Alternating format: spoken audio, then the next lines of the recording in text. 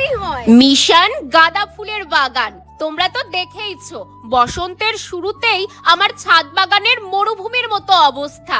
তাই আজ হানা দিতে চলেছি আমার বাড়ি থেকে 10 কিমি দূরের গাঁদা ফুলের বাগানে। এখানে এসেই চোখে পড়ে গেছিল এই কুল গাছটা। বহু কষ্টে একখানা কুল তো পারলাম, কিন্তু বিশাল টক। সূর্য মামাও ওদিকে ডুবতে চলেছে, তাই ফুলের বাগানে এবার নেমেই পড়লাম। আজ বোধহয় ফুল চাষিরা অনেক ফুল তুলেছে, তাই জন্যই এত কম গাঁদা ফুটে আছে। প্রথমে তো এটাই ভেবেছিলাম, তবে ফুল বাগানে নেমেই কিন্তু আমি চারা খোঁজা শুরু করে দিয়েছি।